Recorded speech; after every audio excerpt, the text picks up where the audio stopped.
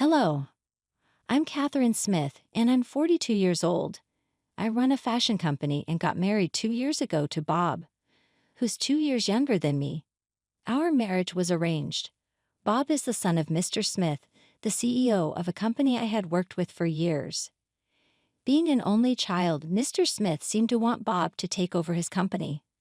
But Bob wasn't interested and wasn't particularly good at the job, so he ended up working as a regular employee instead. What drew me to Bob was his laid-back nature. Growing up, people always said I was too serious and lacked spontaneity. I was praised for being studious, but many found me too stiff. Some of my ex-boyfriends even said, "You're not fun. It's like I'm dating a boss." Those comments hurt, but they made me realize that maybe I was too serious. I struggled to be casual and often got too engrossed in things. Bob, on the other hand, seemed to be from a different world. During our first date, Bob took me to a restaurant he liked, but it was closed. I would have been flustered, but not Bob. He just said, "Let's go to that diner over there," and changed plans effortlessly. For someone as rigid as me, his response was a revelation. I thought that by being with him, I could also become more adaptable. That's why I decided to marry him. Many people were against our marriage. Some even suggested I could find someone better. Even Mr. Smith, my father-in-law, wasn't enthusiastic. He asked me, "Are you sure you want to take on my son? It feels like I'm burdening you with him." Back then I felt no one really understood Bob's worth, but maybe they were right. Soon after we got married, Bob quit his job without consulting anyone. He just stopped going to work. When both I and Mr. Smith inquired about the reason, Bob nonchalantly said, "Wait, why do I need to work if you are making money for us both?" My father-in-law and I were so taken aback by this that we were at a loss for words. Why would he rely solely on me for income? I tried to persuade Bob multiple times afterward with my father-in-law, but Bob's mindset never changed.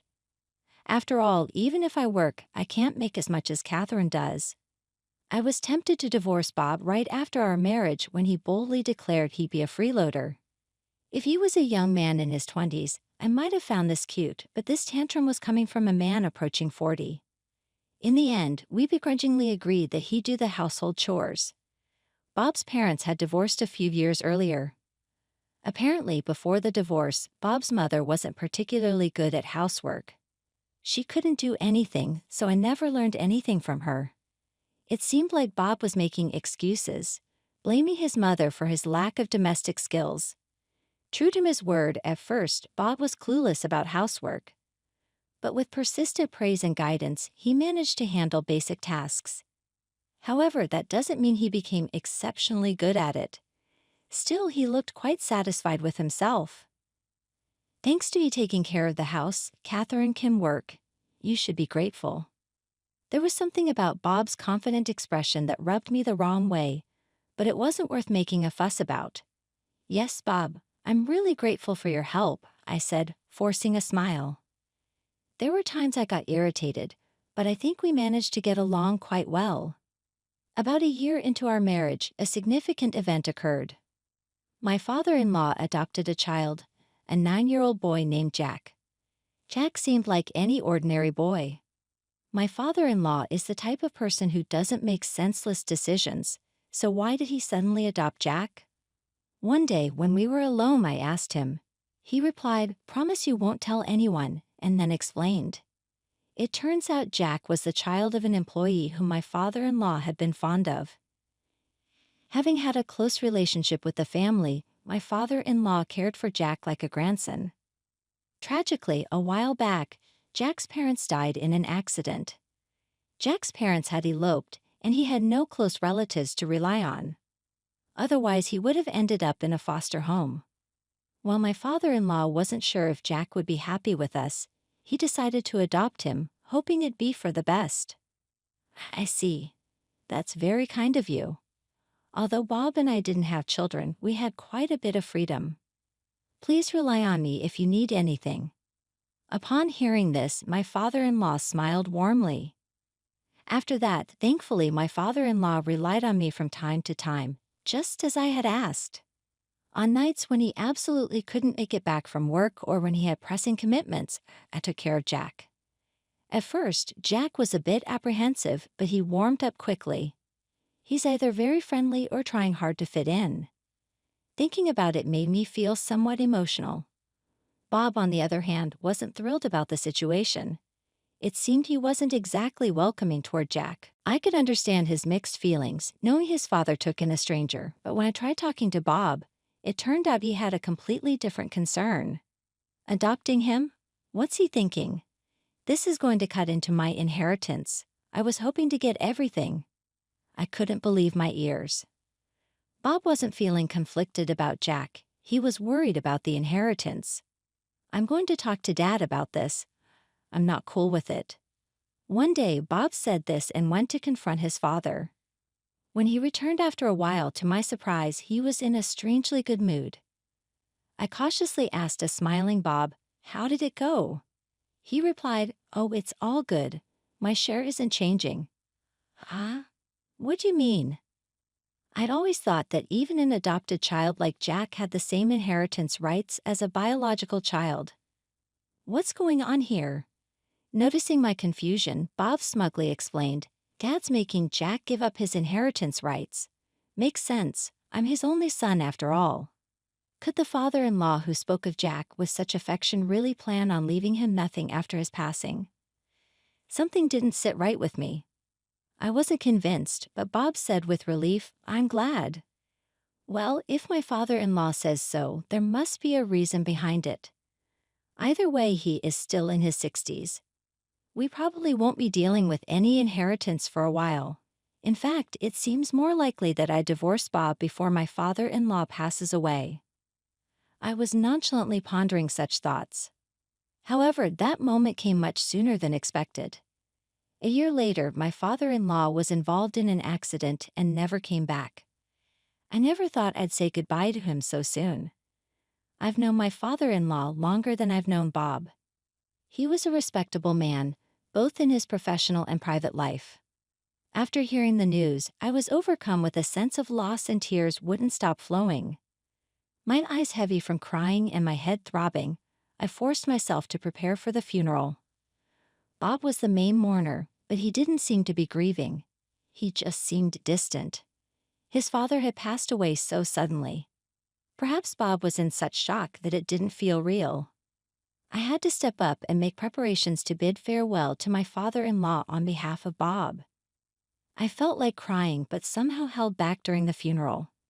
As hard as it was for me, seeing Jack cry was the most heartbreaking. Throughout it all, Bob didn't shed a single tear. That's when I began to find his behavior peculiar. Rather than grieving, Bob seemed restless or even giddy.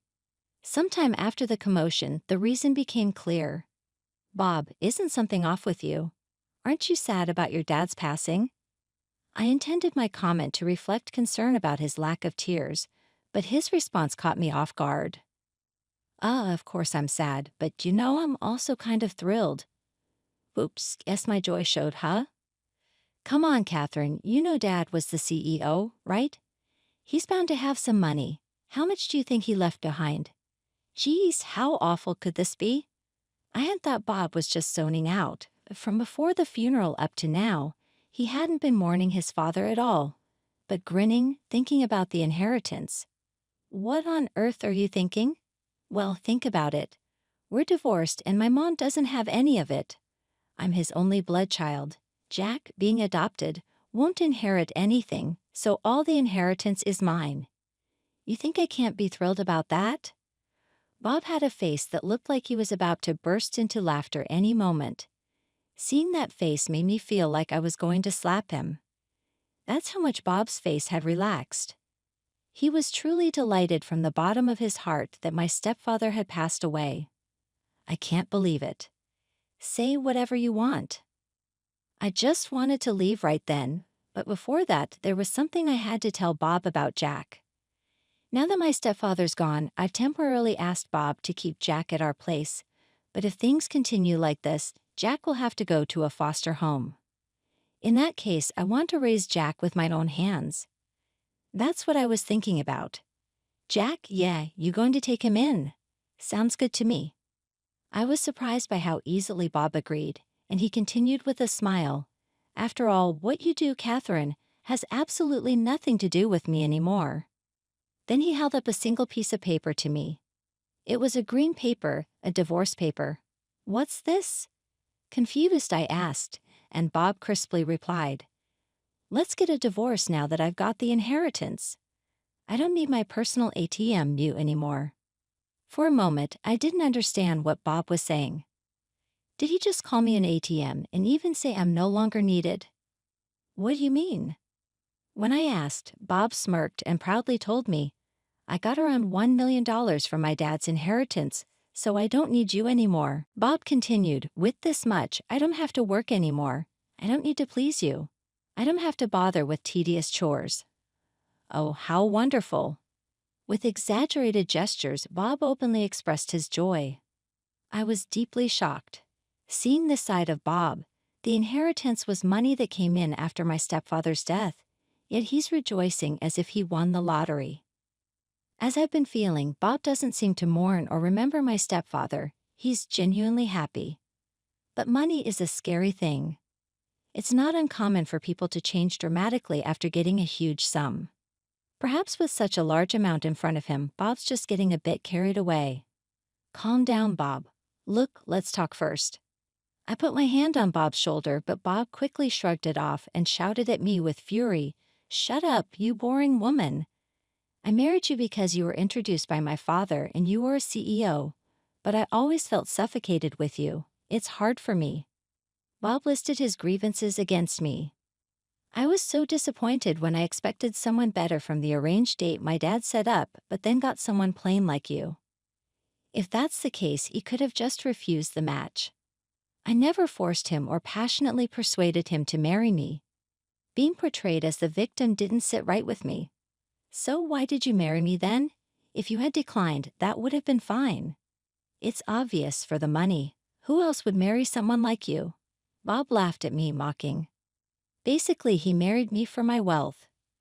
Bob started with, It's been a while, so I guess it's safe to say, and revealed a shocking fact. I had a significant debt. My dad said if I changed my ways and devoted myself to you, he would pay it off. So of course I would marry you. It meant he never loved me, he just married me for the money. Well, it wasn't fun, but thanks to you, I was saved. Thanks a lot. Seeing Bob laughing crudely, I made up my mind. I don't know this man anymore.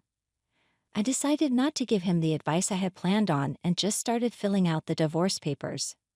Without hesitation, I wrote without pausing or second-guessing. Bob, who had been urging the divorce, seemed a bit surprised to see this.